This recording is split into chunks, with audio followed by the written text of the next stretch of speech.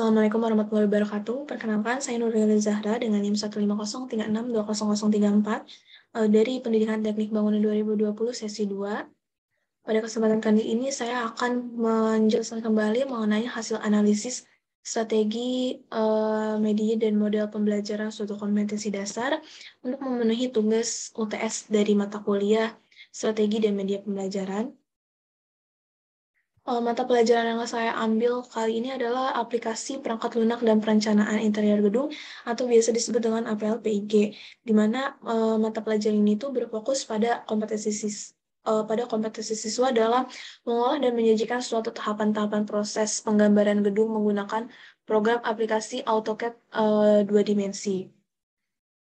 Untuk kompetensi dasarnya sendiri adalah menerapkan perintah aplikasi penggambaran 2 dimensi dan mengaplikasikan perintah aplikasi penggambaran dinah 2 dimensi menggunakan perangkat lunak atau software AutoCAD.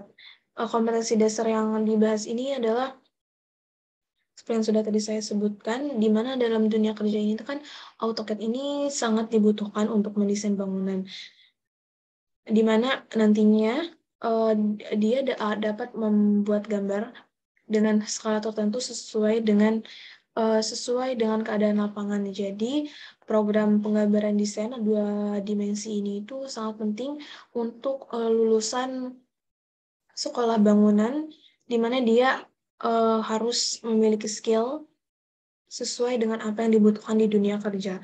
Kemudian untuk media dan metode yang dapat digunakan pada KD ini itu adalah pada metodenya digunakan diskusi kelompok, tanya jawab, pemaparan langkah kerja, dan penugasan pembuatan dinas secara langsung.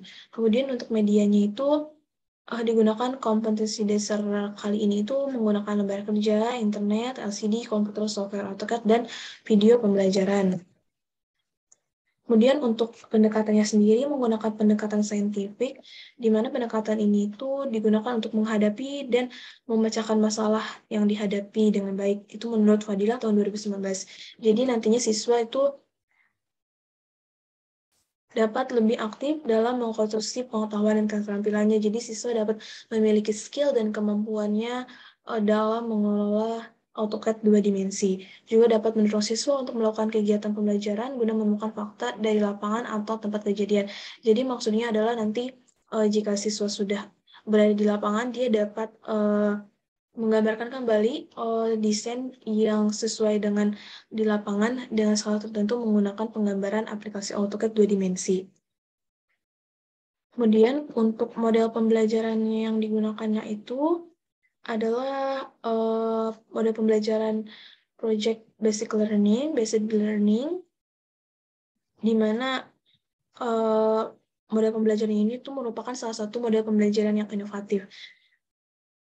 Jadi nanti siswa itu dapat meningkatkan keterampilan dalam pemecahan masalah, dapat meningkatkan keterampilan siswa, terus juga siswa jadi lebih aktif dalam pembelajaran. Hal tersebut juga disebutkan oleh Oktaviani Kusumah dan Hasanah pada tahun 2020.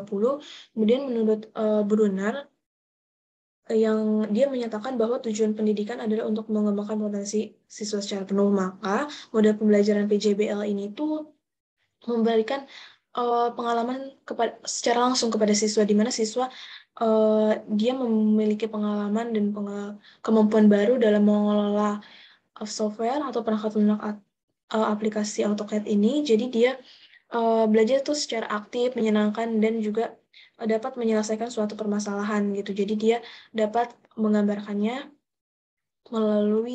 dapat memecahkan permasalahan di lapangan dengan gambar desain. Kemudian pembelajaran ini tuh kan lebih meningkatkan motivasi siswa. Jadi siswa tuh lebih memiliki skill dan kemampuan baru untuk mempersiapkannya ke dunia kerja. Kemudian untuk strategi pembelajaran yang digunakan itu adalah model praktikum. Jadi melalui praktik ini mata pelajarannya jadi siswa dapat mengetahui cara pengoperasian tools pada perangkat lunak dan mendapatkan bagaimana cara menggambar denah sesuai dengan apa yang di lapangan, tapi dia dapat menggambarkan kembali dengan software gitu loh. Jadi dia ini Dalam praktiknya dia dapat mempraktikannya secara langsung sesuai dengan lembar kerja, modul, dan arahan dengan guru. Jadi praktikum itu memberikan pengalaman langsung pada siswa dan memberikan pembelajaran vokasi yang mengembangkan employability skill dan berdampak untuk kesiapan kerja mahasiswa. Maksud saya siswa. Sehingga pembelajaran pada bentuk strategi pembelajaran praktikum dan diskusi ini cukup sesuai dengan KD yang saya bahas, karena juga bisa meningkatkan skill siswa dan kemampuannya. Kemudian di sini ada sintak dalam penerapan model PJBL dalam KD ini. Pada fase pertama itu ada orientasi pada siswa. Yang harus dilakukan guru itu adalah guru memberikan penjelasan terkait dasar-dasar penggunaan AutoCAD serta memberikan motivasi untuk siswa agar aktif dan kreatif dalam pemecahan masalah. Pemecahan masalah itu maksudnya dia dapat memecahkan masalah, bagaimana dia tahu dan bagaimana dia menerapkan apa yang dia baca, apa yang dia lihat dalam modul itu ke dalam perangkat lunak sendiri gitu. Jadi dia membuat hasil karya sendiri. Kemudian yang dapat dilakukan siswanya itu adalah selain mempraktikannya tadi yang saya jelaskan, itu adalah dia menjelaskan penjelasannya dan kemudian mulai buat penggambaran desain. Kemudian untuk tahap atau fase mengorganisasi siswa untuk belajar, guru dapat melakukannya dengan membantu siswa dan mengatur siswa untuk membentuk kelompok diskusi dan membantu siswa dalam melakukan tugas-tugasnya. Kemudian siswanya sendiri itu harus secara aktif bertanya dan diskusi dengan teman maupun bertanya dengan gurunya jika dia tidak mengetahui. Kemudian dia dapat membagi tugas-tugas jika terdapat diskusi kelompok. Kemudian untuk fase tahap membantu penyelidikan secara mandiri dan kelompok gurunya itu membimbing siswa dalam menganalisis pemecahan masalah. Selain itu, guru juga dapat membimbing siswa dalam melakukan pekerjaannya. Kemudian untuk siswanya sendiri ini melakukan penyidikan tentang langkah-langkah. Jadi dia memahami sendiri langkah-langkahnya, kemudian mempraktikannya, dan jika ada kesulitan, dia dapat mendiskusikannya. Kemudian untuk tahap pengembangan dan penyajian hasil karya, guru dapat membimbing dan dalam mendiskusikan pembuatan desain interior 2 dimensi berdasarkan ketentuan penyajian hasil karya dalam bentuk. Kemudian guru dapat siswanya menyajikan hasil karyanya selain dalam bentuk gambar, juga membentuk dalam laporan atau PDF. Kemudian siswanya itu setelah ia menggambar hasil proyek itu, dia juga harus bisa menjelaskan apa yang dia gambar. Selain harus terdapat keterangan di dalam gambar, dia juga harus menjelaskan apa yang dia gambar gitu. Kemudian untuk tahap menganalisis dan mengevaluasi proses pemecahan masalah, guru itu dapat membimbing siswa dalam hasil laporan gambarnya, melakukan penyelidikan penyelesaian masalah yang terjadi. Jadi kalau gambar siswa yang tidak sesuai, guru juga dapat membantunya memberitahu apa yang kurang sesuai gitu.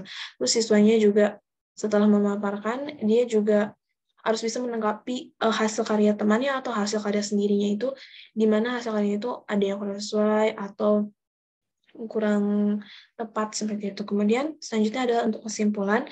Di kesimpulan ini juga berisikan dengan alasan dan argumen mengapa strategi praktikum, diskusi, dan model pembelajaran PJBL itu tepat untuk KD ini tuh karena pemanfaatan teknologi itu kan penting. Nah, salah satunya itu adalah dengan menerapkan kepada siswa dengan penggunaan AutoCAD atau gambar 2 dimensi. Kemudian karena hal ini tuh lebih inovatif dan konstruktif dan mengembangkan pengetahuan siswa. Jadi siswa itu dapat lebih mandiri dan semangat dan motivasi belajarnya itu lebih meningkat karena rasa ingin tahuannya dalam membuat hasil karya sendiri. Kemudian selain PJBL ini memberikan kemandirian, dia juga memberikan kesempatan untuk siswa untuk ikut serta secara aktif dalam pembelajaran, terutama dalam pembelajaran ini karena siswanya itu pada KD ini tuh siswa memang dituntut untuk mandiri dan aktif karena harus banyak latihan agar dia memiliki kemampuan dan skill yang dapat digunakan untuk di dunia kerja nantinya. Serta peran guru juga di sini itu berperan untuk menyiapkan strategi dan model pembelajaran yang tadi itu. Dia harus bisa menyiapkannya dengan sesuai dengan apa yang dibutuhkan oleh siswa dan membantu siswa dalam proses pembelajaran. Sekian yang dapat saya sampaikan, kurang lebihnya dimohon dimaafkan. Wabillahi taufiq wal hidayah. Wassalamualaikum warahmatullahi wabarakatuh.